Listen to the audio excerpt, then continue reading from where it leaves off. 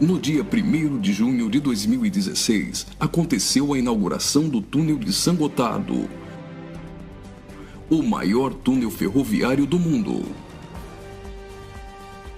São 57 quilômetros cortando os Alpes suíços. A inauguração foi um evento de grande porte, transmitida por vários canais de televisão de todo o mundo. A cerimônia teve uma apresentação artística, como a das aberturas de Copas do Mundo ou de Olimpíadas. A encenação, intitulada Sacre do Gotardo, foi carregada de elementos do ocultismo, além de trazer mensagens de uma nova ordem mundial. Muitas autoridades e a Nata Econômica Europeia participaram dessa solenidade. Dentre as personalidades presentes estavam o presidente da Suíça, Johann Schneider, a chanceler da Alemanha, Angela Merkel, o presidente da França, François Hollande, e o primeiro-ministro da Itália, Matteo Renzi. A inauguração do túnel teve ainda uma celebração ecumênica e recebeu a bênção sacerdotal de um rabino do judaísmo, de um imã do islamismo, de um padre da Igreja Católica e de uma pastora luterana. Vamos analisar alguns elementos dessa celebração bizarra, que muitos analistas chamaram de inauguração da nova ordem mundial. Na primeira parte, em ambiente fechado, a humanidade é representada por uma marcha de zumbis, pronta para receber ordens. Surge então um anjo na forma de bebê. Aparentemente, este representa Lúcifer. O anjo caído já começa a apresentar semelhanças com Baphomet, que é um dos principais símbolos de Satanás em algumas linhas de culto pagão. Observe, dentre as personalidades presentes, esse sujeito, portando um cetro e vestido com traje de algum tipo de organização ou irmandade. Ele traz um broche com a figura de um bode que deve representar também Baphomet.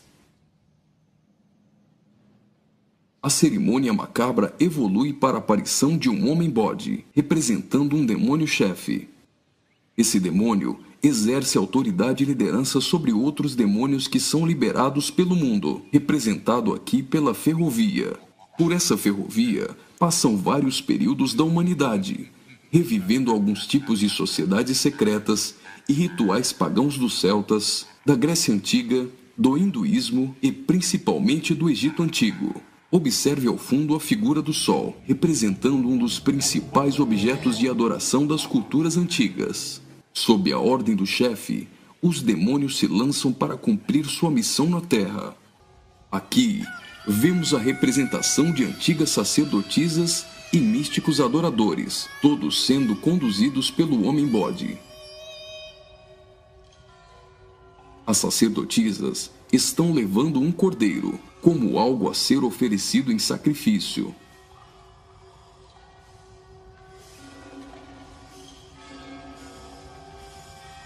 Observe a semelhança dessas sacerdotisas de branco com as adoradoras de Ísis. E nesta exaltação de muitas formas de adoração pagã, não poderia faltar a coroação da Rainha dos Céus.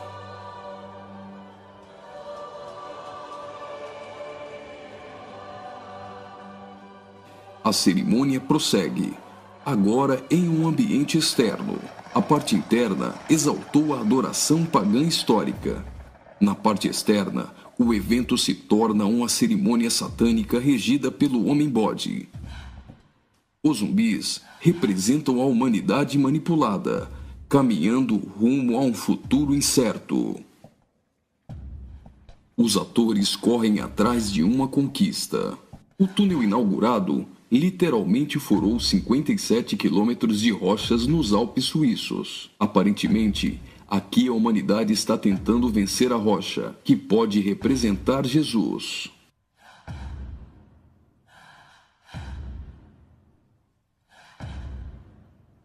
Por várias vezes, eles investem desorganizadamente contra a rocha, mas todas as tentativas são frustradas. Até o momento em que eles se unem e conseguem um importante progresso. Lembre-se que o espírito de Nimrod era unir o homem para vencer a Deus, e que este túnel é o símbolo de integração entre os povos. Observe que eles conseguem a abertura de um portal. A representação desse portal lembra o CERN. O CERN é a Organização Europeia para a Pesquisa Nuclear. Está localizado na região de Genebra, na fronteira franco-suíça, a pouco mais de 200 quilômetros do túnel de Saint-Gothard. No CERN encontra-se o LHC, o maior acelerador de partículas atômicas do mundo e maior máquina que o homem já construiu. Ele tem 27 quilômetros de circunferência e está a 100 metros abaixo da superfície. O CERN está em busca da antimatéria e tentando recriar o Big Bang. Mas o CERN também tem um propósito esotérico ocultista nem tanto oculto. Segundo a própria comunidade científica, o CERN pretende acessar outras dimensões e se conectar com forças desconhecidas. O respeitadíssimo físico Stephen Hawking advertiu que os experimentos do CERN podem representar graves perigos a nosso planeta. No prefácio de seu livro, Stardust, Hawking afirmou que o acelerador de partículas poderia causar uma decadência catastrófica do vácuo, o que levaria o tempo e o espaço a entrarem em um colapso. Isso poderia destruir não somente o planeta Terra, mas também o sistema solar e todo o universo. Você já deve ter ouvido falar da partícula de Deus, ou bóson de Higgs. Até o Papa implorou a comunidade científica a suspender as operações do LHC, advertindo que eles poderiam abrir os portões do inferno. Observe também que a logo do CERN é a junção de 3 números 6, 666. As cenas seguintes mostram uma sociedade em transformação. Do portal que foi aberto, procede a direção para a humanidade. Veja que uma nova sociedade vai surgindo. O espírito da rebeldia e da sensualidade marcam as pessoas. A decadência da humanidade é representada tanto na forma de uma queda literal, como através da sensualidade.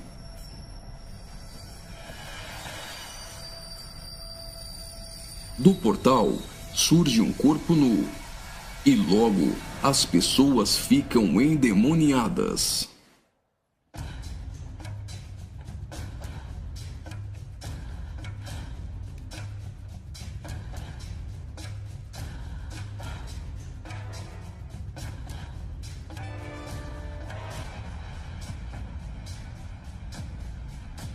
Veja a representação de que existe algo dentro deles. Trabalhadores do túnel aparentemente são representados aqui, mas observe que a verdadeira representação é o deus Shiva, da trindade hinduísta. Shiva é o deus da destruição. Ele destrói para dar lugar a algo novo. A dança de Shiva é considerada a manifestação física do ritmo cósmico. Observe que na entrada do principal laboratório do CERN existe uma imagem de Shiva. A dança destruidora de Shiva é associada à aceleração ou à dança das partículas. A cena seguinte lembra os operários mortos na construção do túnel, mas na verdade representa o sacrifício humano.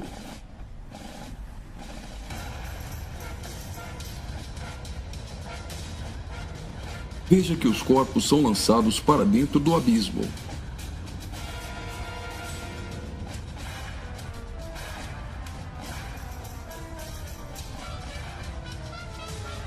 Preste atenção. Do fundo do abismo, as mãos vêm receber o sacrifício.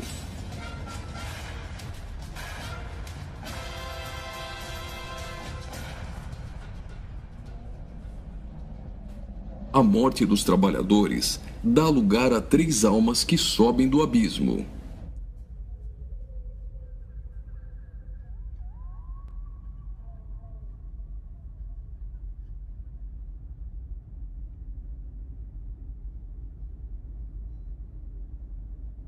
surge então um enorme olho que tudo vê, ou o Olho de Horus, um importante símbolo usado pelos Illuminati.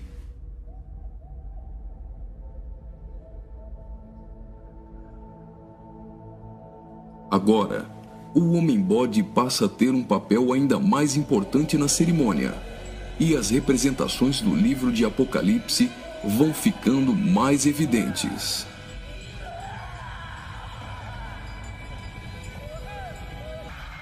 Veja como os demônios se parecem muito com o orixá Omulu.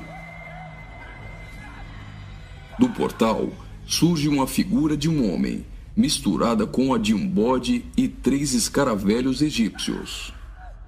O escaravelho simboliza o deus Khepri, o deus do sol nascente.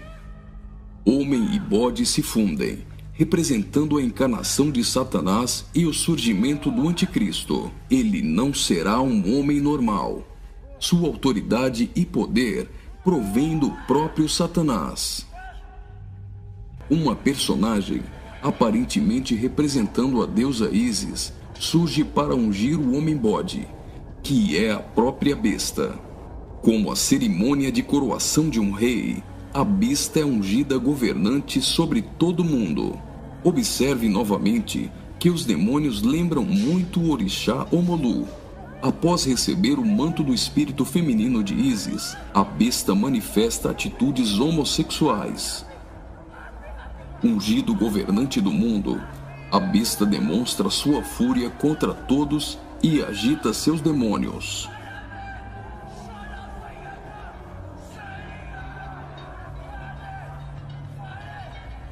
Logo, os demônios sob comando da besta ficam ouriçados.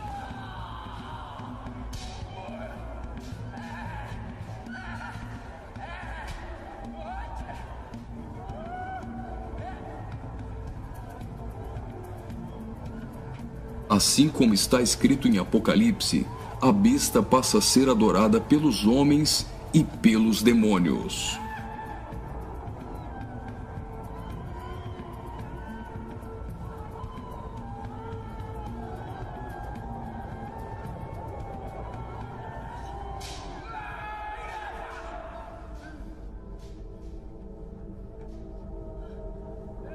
Observe agora o surgimento de 11 personagens, aparentemente representando a Igreja dos 11 Apóstolos. A besta terá autoridade para perseguir a Igreja e para matar os que não lhe adorarem.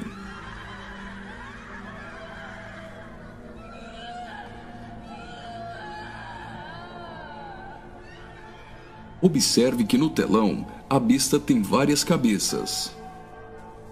Logo, a besta parece ter sido ferida na cabeça. Leva as mãos à cabeça e vai caindo. Segue-se então uma cerimônia fúnebre, com um antigo canto germânico do ocultismo. Veja essas pessoas carregando árvores secas invertidas. Observe que as raízes estão para cima. Assim como a cruz invertida é um símbolo do satanismo, tudo que se apresenta invertido representa o contrário. A imagem do telão é a árvore da morte, que é o contrário da árvore da vida.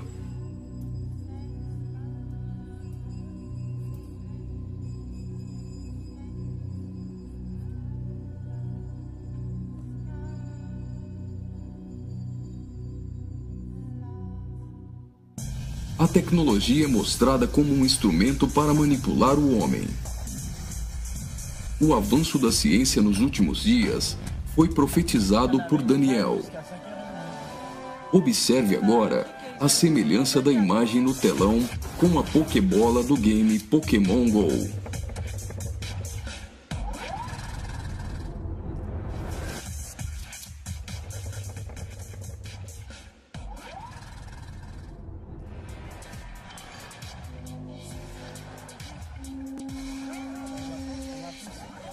Enquanto na parte inferior da tela aparece uma segunda besta caminhando em direção à primeira, ao fundo surge a figura da grande meretriz.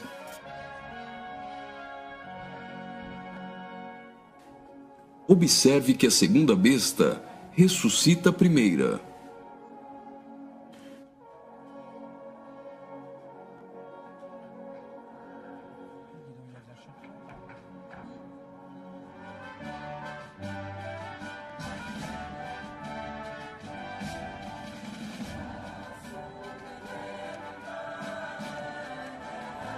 Note que os símbolos maçônicos estão presentes em várias partes da celebração.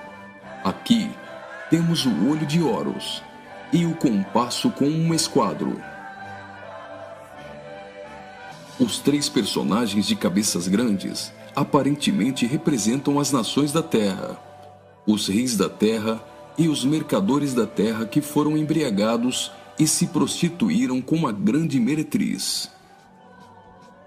O relógio girando ao contrário provavelmente faz menção à profecia de Daniel, de que o anticristo mudaria os tempos, e fala da velocidade em que a nova ordem mundial será estabelecida. No auge da cerimônia, todos os personagens se lançam em adoração.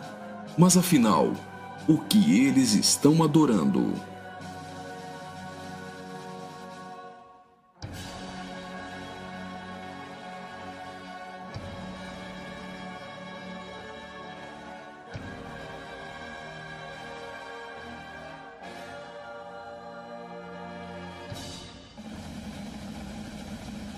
Então, o trem sai do túnel.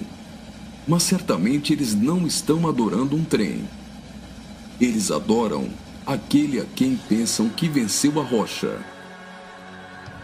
Eles adoram o grande dragão, a antiga serpente, que se chama Diabo e Satanás, o sedutor de todo mundo. Pensam que Satanás venceu a Cristo. A celebração é como se fosse uma grande vitória, como a consumação de uma enorme conquista.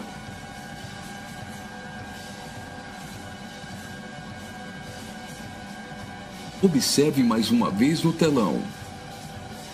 Por algum acaso, trens voam? O que isso significa? O trem se parece com uma serpente e representa a Satanás, que sempre quis subir aos altos céus e ser exaltado. É justamente isso que eles estão profetizando nesse ato profético.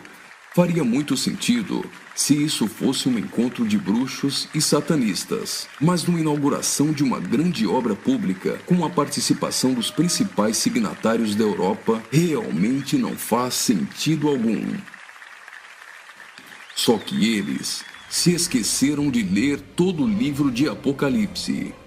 E vi a besta e os reis da terra com seus exércitos, congregados para pelejarem contra aquele que estava montado num cavalo e contra seu exército.